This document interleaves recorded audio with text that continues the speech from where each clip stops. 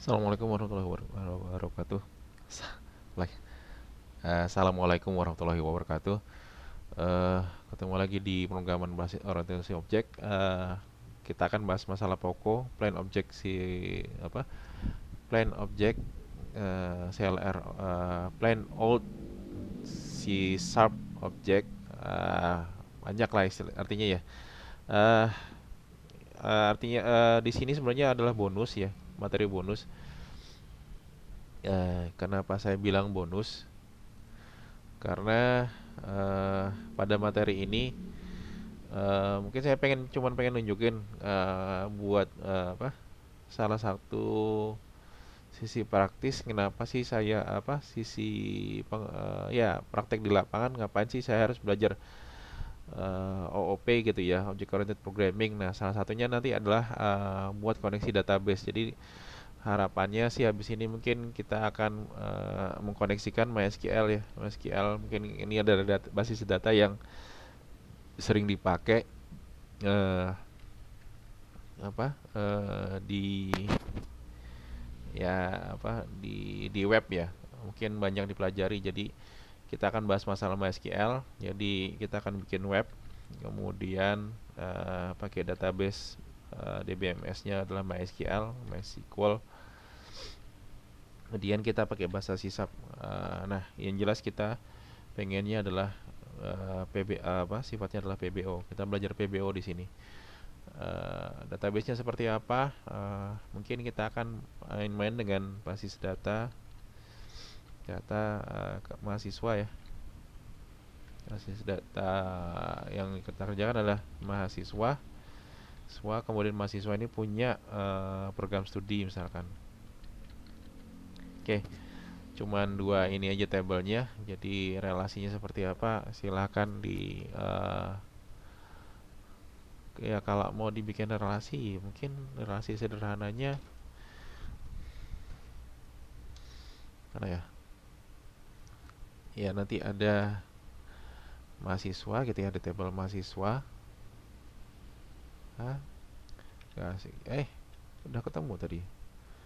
Ada tabel, sini tabel mahasiswa gitu ya, MHS mahasiswa. Kemudian juga ada tabel program studinya.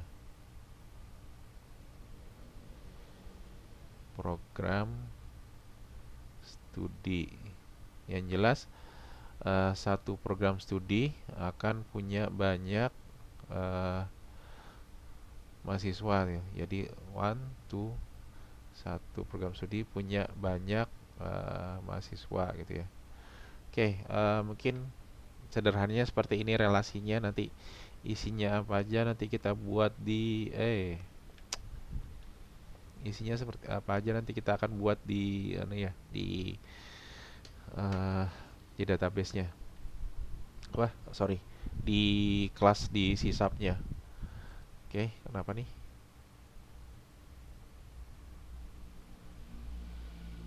Oke, kita turunkan dulu. Nah, di sini nanti mahasiswa paling sederhana kita nanti ada isinya, misalkan ada ID, kemudian ada ID, ada nama, misalkan ada nomor induk mahasiswa gitu ya, kemudian ada apa lagi ya? Ada program studi ID misalkan gitu ya. Kemudian di program studi ada misalkan ID sama namanya. Itu aja. Bikin sederhana dulu lah, sekedar untuk nunjukin ke kalian bagaimana kita bisa kenapa sih harus belajar OOP ya. Jadi di sini kita pengen nunjukin kenapa harus belajar OOP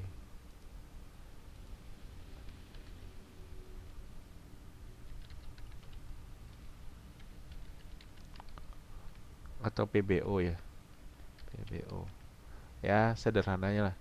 Ya mungkin dari salah satu sisi ya, banyak sisi yang harus membuat kalian harus belajar PBO gitu ya. Oke, di sini saya akan menunjukkan bagaimana membuat web pakai ya apa, jadi ini artikelnya, artikel sumbernya,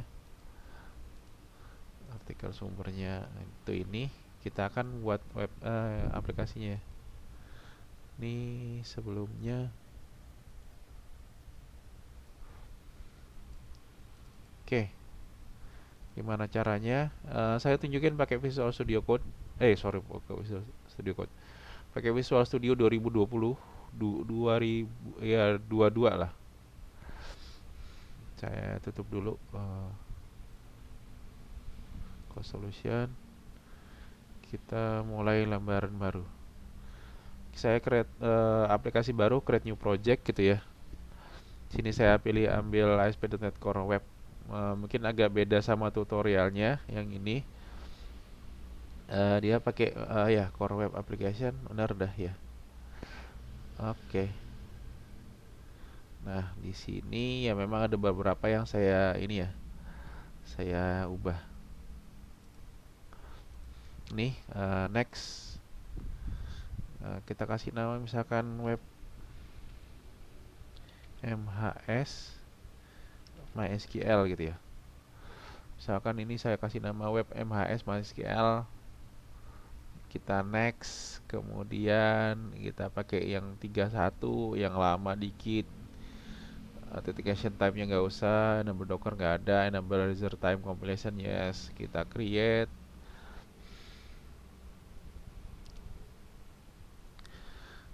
Nah, di sini mungkin saya akan install ininya dulu ya, beberapa keperluan dasar. Ini sudah ketemu webnya. Kalau mau dijalankan, ya kita jalankan dulu ya.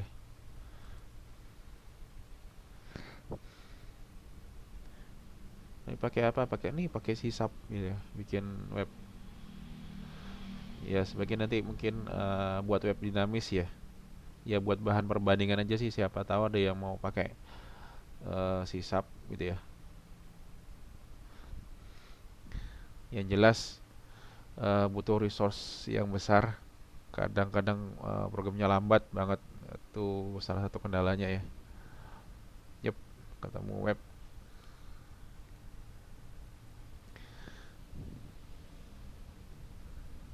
Loadingnya aja lama banget. Ya mungkin kalau terbiasa dengan PHP atau apa HTML kayaknya cepat ya. Ini kok lambat. Ya karena yang di loading banyak sih gitu loh. Kayak gini nih. Kalau kita apa aja yang dibuka sama Microsoft banyak banget untuk pertama kali jalan suatu web ya. Makanya dia lebih lambat daripada pakai PHP untuk awalan, tapi kalau sudah jalan ya sama. Mungkin bisa lebih cepat. Nah, temu web seperti ini ya. Udah selesai loadingnya. Webnya udah jalan, udah ketemu kata-kata welcome. Nah, sekarang kita akan membuat basis data mahasiswa dengan program studinya. Saya stop dulu. Ingat di sini beda sama PHP yang apa bahasa interpreter. Kalau di sini memang harus dikompil, makanya kadang ada yang agak lama gitu ya. Nah, kayak gini ini. Oke, kita akan coba satu persatu apa yang dikerjakan ya di sini ya di tutorialnya. Oke, dia bilang kita harus install. Nah, ini install dependency. Ada 3 paket yang harus saya install. Entity Framework.NET Core yang pakai 5 sama Pamelo.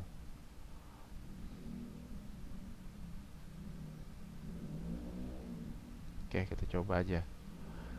Sini dependencies package ya, paket manage NuGet package.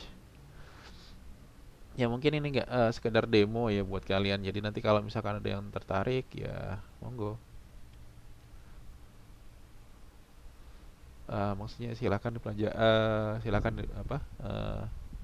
Ada yang tertarik kalau mau belajar bagus sih gitu loh. Aduh.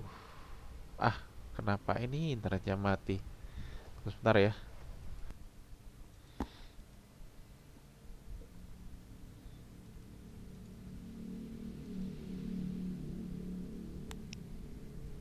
Oke, kita coba Microsoft Framework. Kenapa aja banyak yang keluar? Hmm? Ntar ya. Oke, ini ada NTT.NET Framework Core. Aduh, dia dependensinya .NET 6. Bahaya. Pakai yang 5.13. Oke, ini buat .NET standar 3. Aduh, oke. .NET Core 5.13 install sama tools sama desainnya ya berarti ya.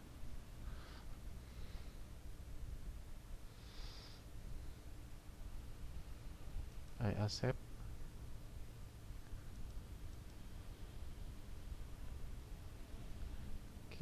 Nah, nah.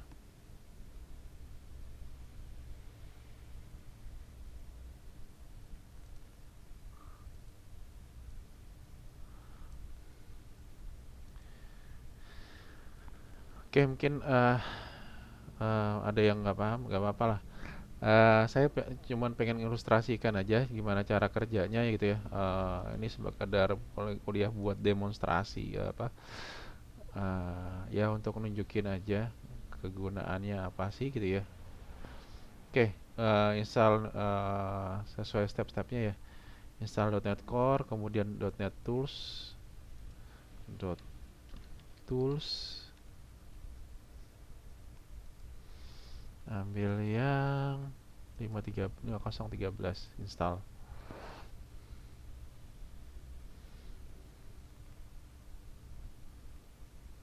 Tools desain relational asset, benar kepake. Kemudian terakhir dia sebutkan adalah harus menggunakan Pomelo, Pomelo MySQL.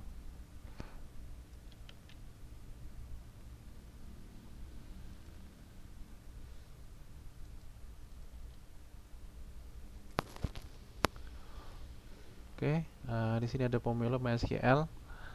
Latest no.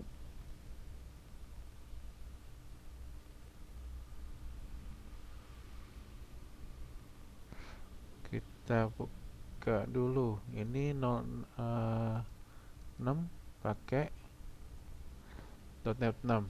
Jangan pakai 503. Install. Oke, install.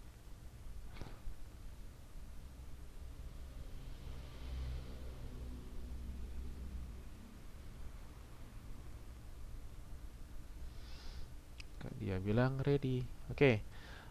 Sekarang kita akan membuat table buat database-nya dulu. Sudah install package kalau mau pakai tools ini bisa. Oke, ini MySQL ya. MySQL saya mungkin akan pakai ini aja ya, MySQL Workbench. MySQL Workbench.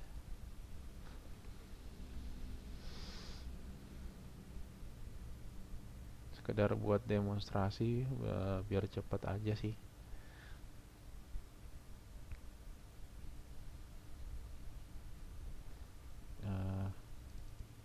Skill 80.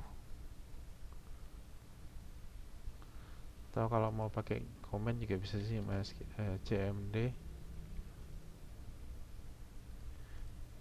MySQL min u root min p password. Oops. C.2 cd C.2 slash program file dir cd my SQL dir cd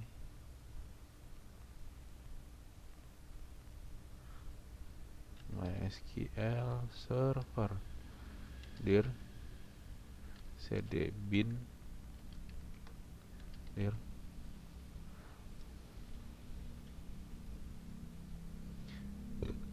ada ya, ada MySQL nya.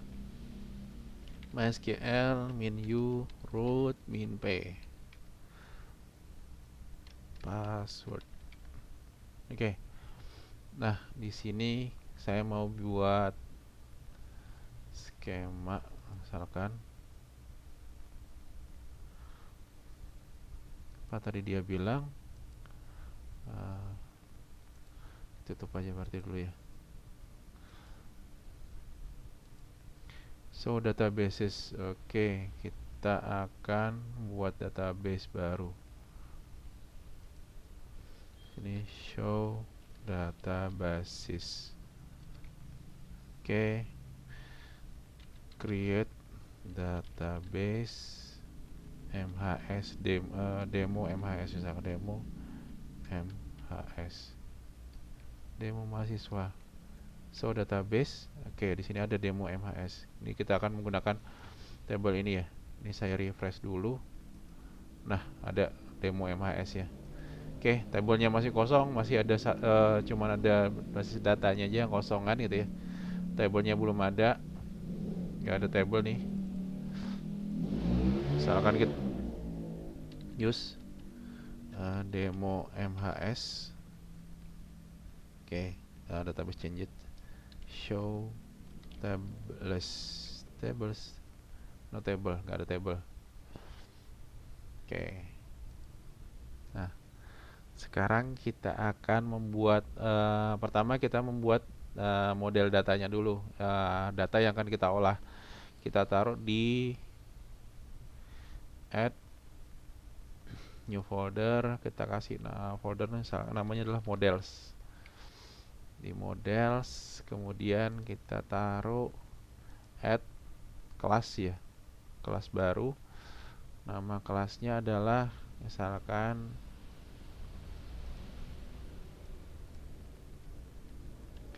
program studi. Oke. Nama kelasnya adalah program studi. Isinya adalah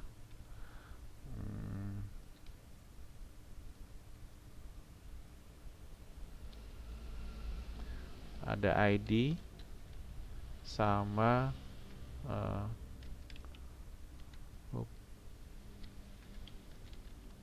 string nama get set. Ini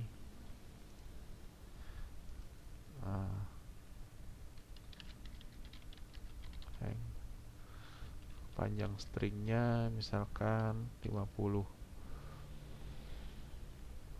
Kita kasih data annotation using komponen data model annotation. Oke. Kemudian di sini required, harus diisi. Kemudian di sini table name.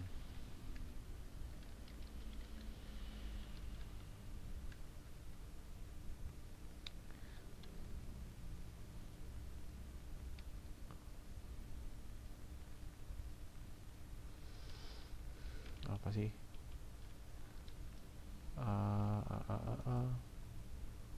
Skema table name, namanya misalkan program studi. Oke, kita sudah membuat tabel program studi. Sekarang kita buat ini kelasnya ya, kelas program studi. Isinya kira-kira ini cuma ada ID sama nama. Nanti panjangnya 50. Kemudian kita buat add kelas baru lagi. Kelas barunya namanya misalkan mahasiswa gitu ya. Mahasiswa.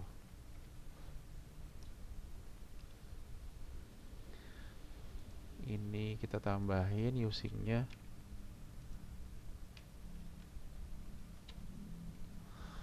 Nah, Mahasiswa jelas pasti punya nama gitu kan, nama mahasiswa.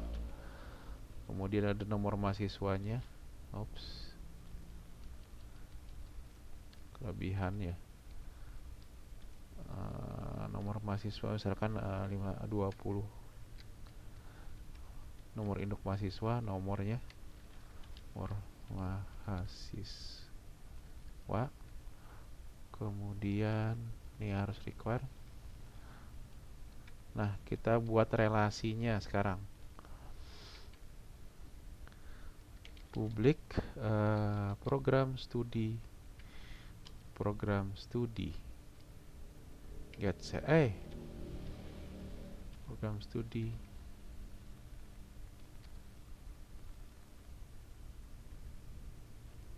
ada pilihan tadi tab accept. Oke.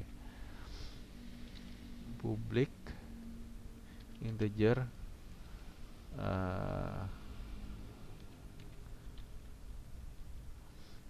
ID. Nah, ngapain? Ini akan menjadi kan gini ya, kalau dari tabel mahasiswa kita juga nyimpen program studi ID-nya. Nah, di sini untuk untuk menghubungkan itu kita pakai ini, pakai program studi ID. Ini nanti nyimpen ID program studinya berapa gitu ya, dikoneksikan dengan mahasiswa. Oke. Sekarang kita sesuai contoh ini dia bikin grup, user group, bikin create database context, db context.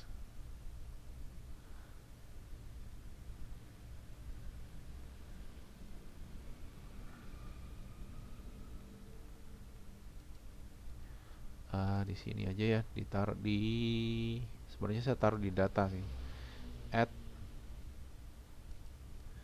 new folder data,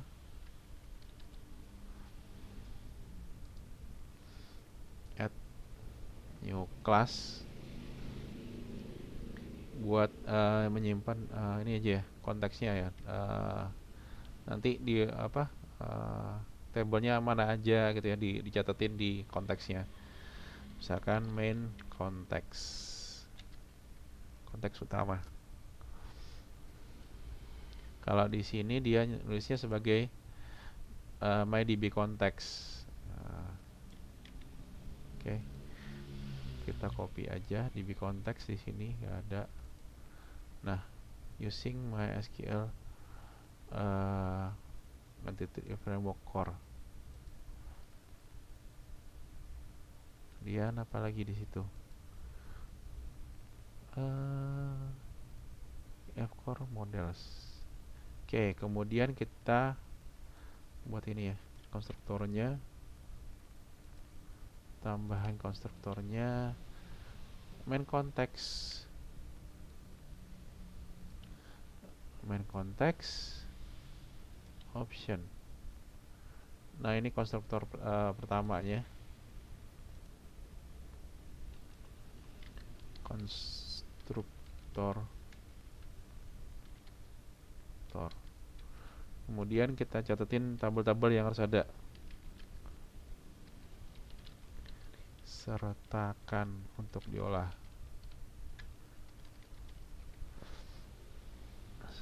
Semoga nggak lama ya tutorialnya, 1 jam udah selesai. Alhamdulillah, kalau enggak ya sudah molor. Oke, kita buka Visual Studio Code. dbset di sini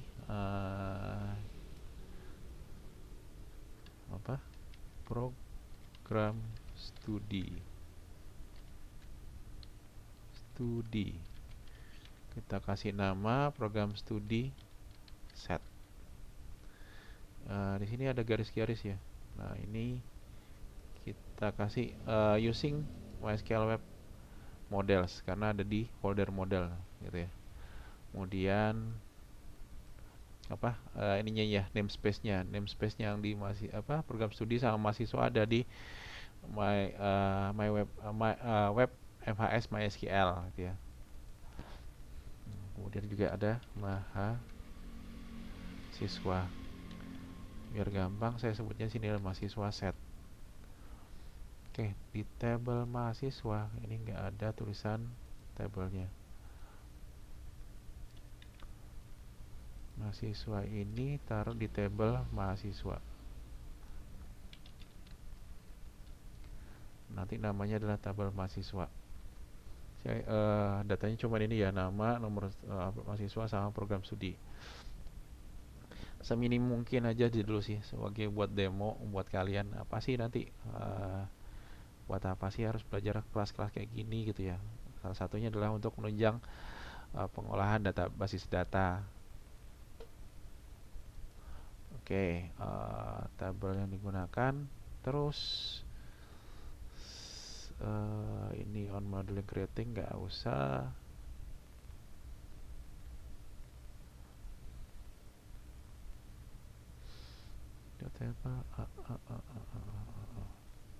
Oke, nah kemudian kita buat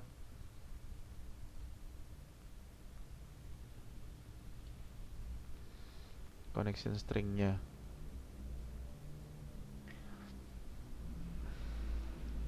Connection stringnya ini kita taruh di JSON setting.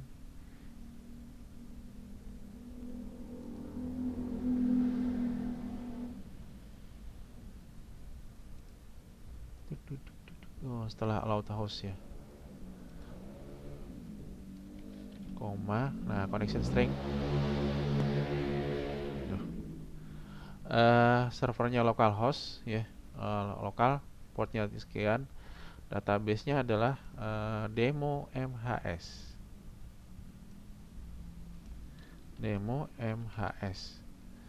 Password yang saya pakai sederhana banget, password.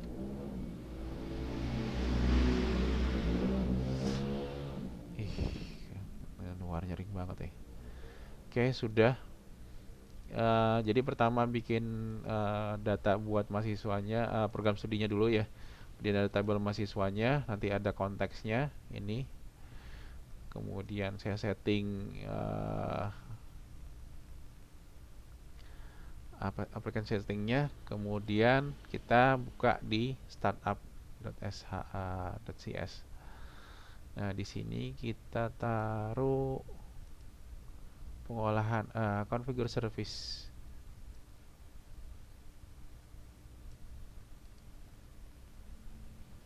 Copy.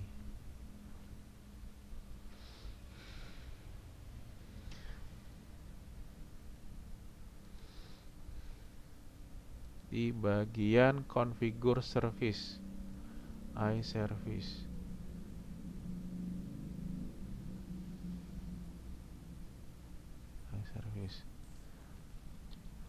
String my configuration, get connection string default connection. Ya benar, default connection ya. Connection my db konteks ini kita ubah jadi konteks kita adalah main konteks, Nah, di sini error ya, kita tambahkan using MySQL data. Karena kalian lihat di sini namespace-nya udah beda. Kalau my context ada di tambahan, namespace-nya adalah .data. Kalau di startup.cs adalah MySQL. Kemudian use MySQL ya. Option use use MySQL. Ini dibetulin dan pakai using MTT Core Framework. My connection string, server version, auto detect my connection string. Cuman itu ya. Apalagi create API controller. Nah, sekarang kita buat halaman buat mahasiswanya.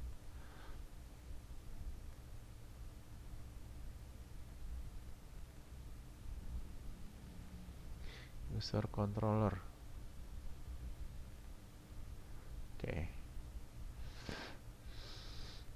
Kita coba Di sini page, saya buat folder baru, namanya foldernya misalkan program studi.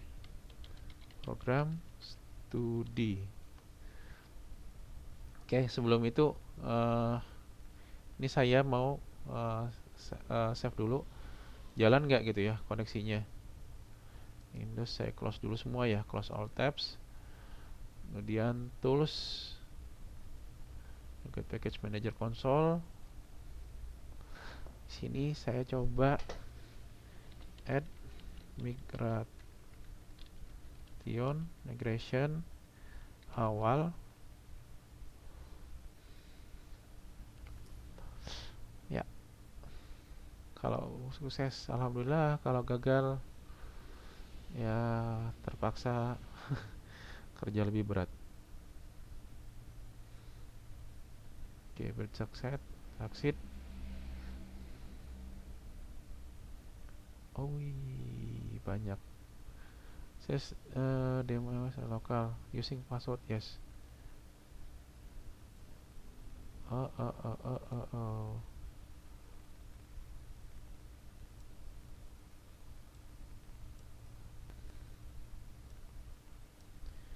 Access denied for demo MHS at localhost using password, yes. Oh, ntar apa ya? Setting.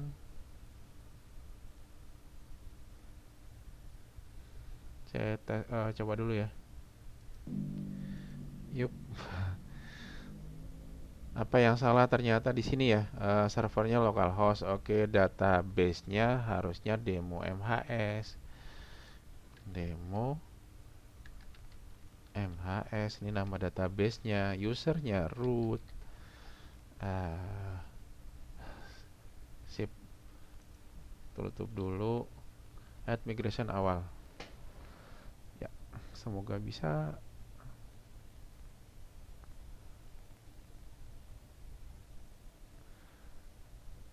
Sip. Nah, oke, kita lihat ya di sini demo MHS nggak ada tabelnya ya. Nanti saya dikira bohong lagi. Refresh all nggak ada ya. Nah, kemudian di sini ada sudah program studi bla bla bla sama siswa. To do reaction, remove migration. Oke, kita buat. Kemudian di sini kata kuncinya saya akan tulis update database. Di sini database-nya saya update dulu, build succeed. Build-nya sukses gitu ya. Nah, apa yang terjadi kalau kita refresh ini, refresh all, kita ketemu database mahasiswa dan database program studi. Kalau kita jalankan, select row. Nah, kita ketemu ID dan nama program studi. Misalkan kita isi aja ya. Misalkan program studinya namanya adalah S1 Informatika.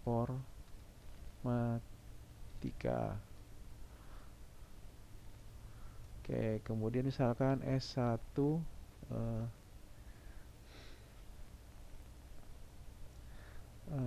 apa? S1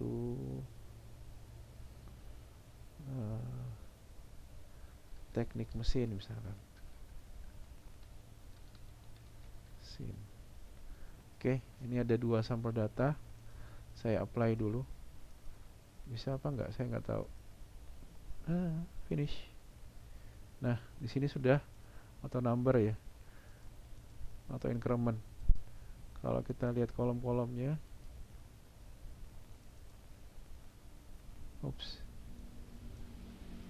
Sini ada 2 buah sampel data, ada S1 teknik mesin dan S1 informatika misalkan. Mungkin nggak terlalu kelihatan di komputer yang lain ya, di videonya. Oke, saya coba dulu. Kita akan mengolah data program studi. Ini saya tutup semua, close all tabs. Program studi, add controller atau reserve page.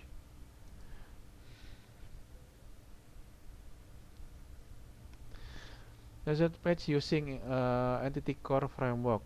Kita add. Model kelasnya adalah program studi. Data konteksnya adalah main konteks. Use script library. Oke, use page layout. Di add.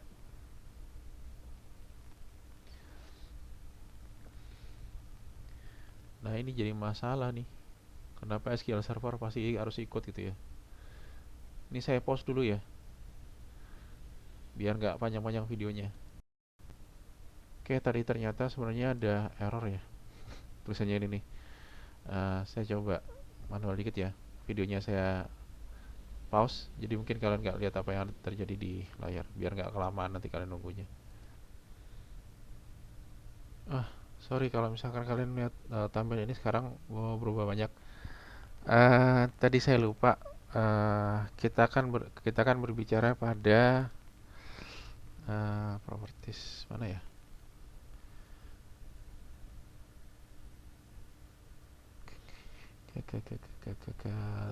.NET 31 makanya berarti tadi apa entity framework core-nya tadi kita salah install ya, harusnya kita installnya juga versi 3.1 mana yang terakhir kita pakai gitu ya. Makanya tadi ada sedikit yang salah, runtime browser compilation-nya ini juga 31, SQL server-nya juga ini. Nah, kemudian Pomelo-nya kayaknya pakai yang ini ya. Ada 32, ada versi 5 sama 6 nih. Oke, kita coba aja. Semoga nggak error ya. Coba compile dulu.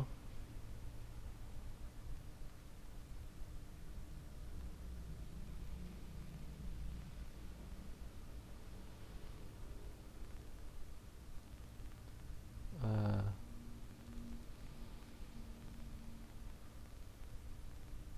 Snapshot.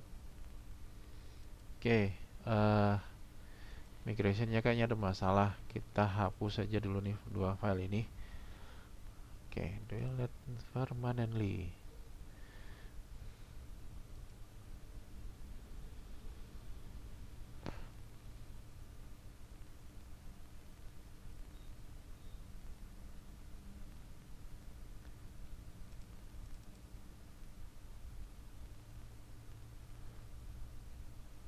SQL.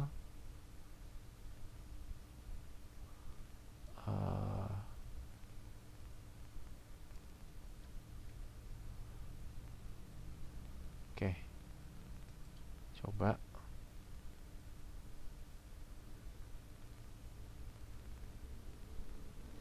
Oke, nggak ada masalah. Sekarang kita coba buat halaman ini ya, page-nya ya, halaman webnya. Program studi, add user page.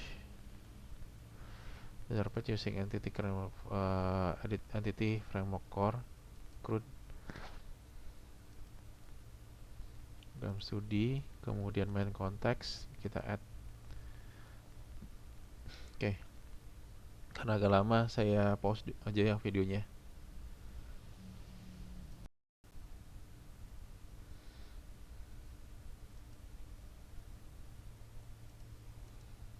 Oke, sepertinya udah jalan ya. This program studi. Sial. Saya kasih nama modelnya sama, nama halamannya sama. Saya hapus dulu ya. Jadi error nih, jadi ini. Saya delete aja dulu deh. Page.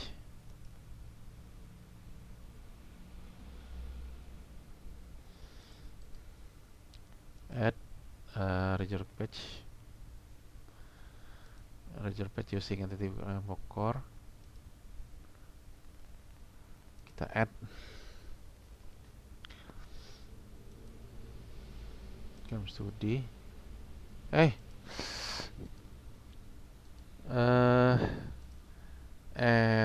new folder dulu. Program studi page. karena modelnya ada ininya ya, nama program studi. Add Razor Page. Kita add program studi. Oke, di add. Saya pause biar gak kelamaan. Oke, ini kita dapat halamannya. Page program studi, isinya bisa create, delete, edit sama index. Kemudian kita coba setting menunya ya. Di sini kita tambahkan menu home, privacy, sama sekarang tambahin program studi. LILE di sini slash program studi page prodi gitu aja ya, biar gampang. Oke, kemudian kita coba halaman mahasiswanya juga, misalkan add new folder dulu, misalkan mahasiswa page.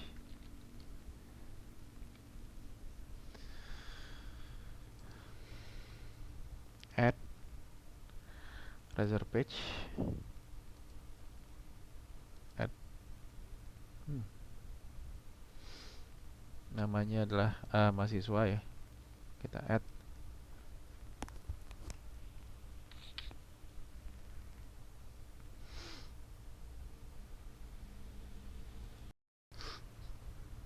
Oke, di sini kita dapat halaman mahasiswa buat create, edit, delete, sama index ya.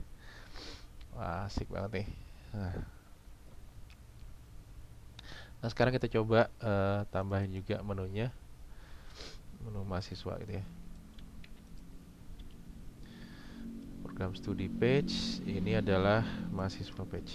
Mahasiswa page slash index mahasiswa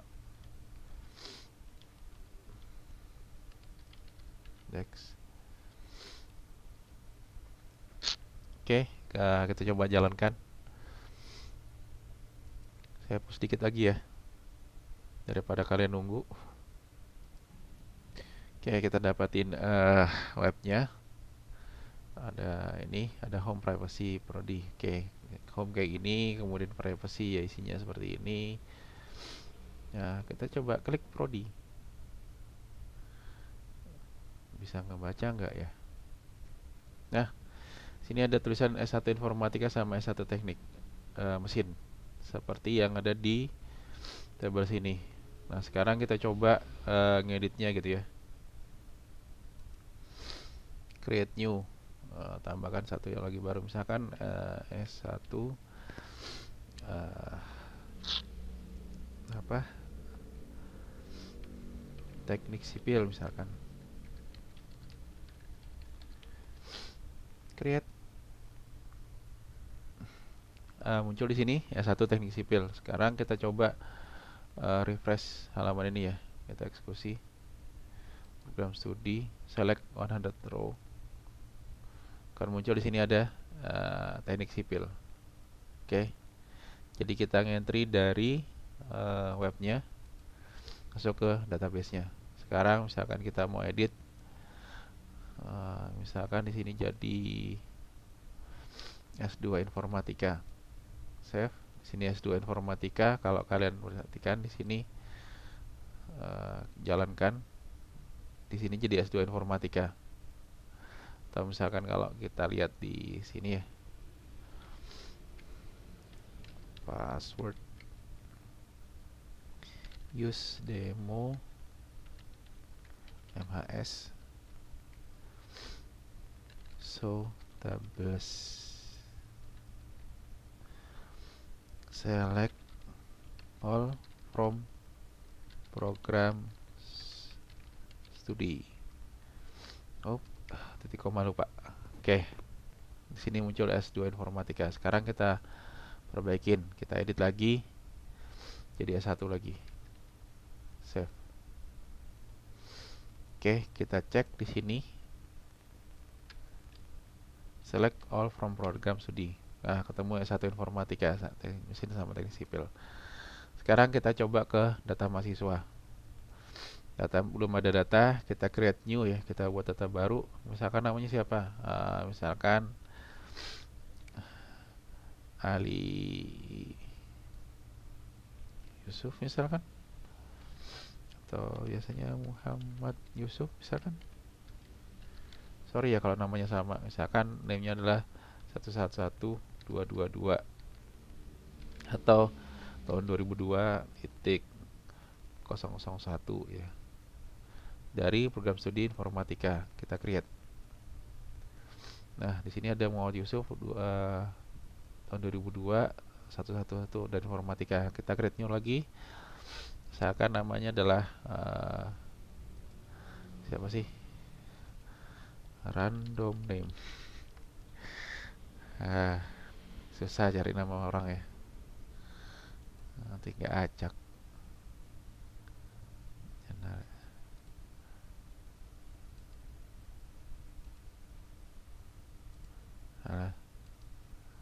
New tab. Kebanyakan.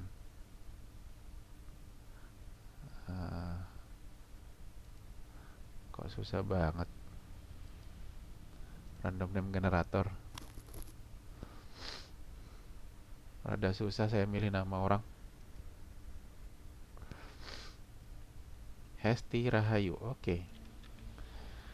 Hesti Rahayu, nomor induk misalkan 222.000.2.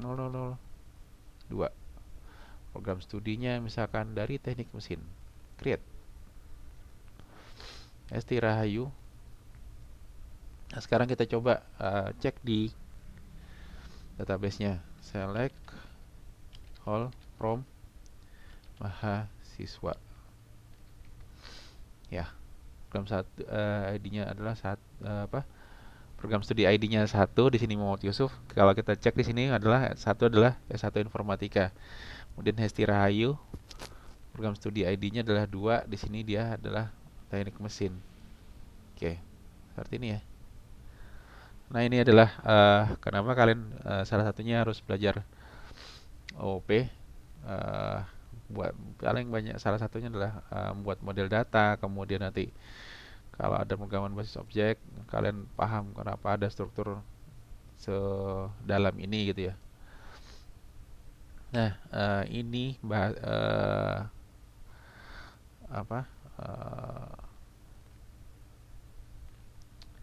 struktur kayak gini kalian pahamin kalau kalian sudah belajar OP, jadi lebih gampang memahaminnya gitu ya. Oh, kenapa ada perlu variabel, ada private, public, kemudian ada namespace. Kalau di Java ada package gitu ya. Nah, misalkan bikin data mahasiswa ada getter setter, kalau di sini cuman ditulis dengan get set gitu ya. Kalau mungkin kemarin-kemarin ada getter setter diganti sama kita replace dengan property. Yes, properties. Oke, mungkin ini adalah sekedar demo. Jadi misalkan ngapain sih belajar OOP gitu ya. Salah satunya adalah kalian bisa mudah untuk membuat aplikasi web gitu ya. Kemudian dengan ada model datanya, ada data yang diolah. Nanti ada penanganan seperti apa. Misalkan ada proses create, gimana cara create-nya. Oke, jadi ini adalah salah satu kegunaan belajar OOP ya. Jadi misalkan, apa sih harus belajar OOP? Oke, ini saya kasih demonya. Jadi paling nggak sekarang sudah mulai paham guna OOP ya. Jadi dikira nanti nggak ada gunanya gitu kan. Oke, saya akhiri. Assalamualaikum warahmatullahi wabarakatuh.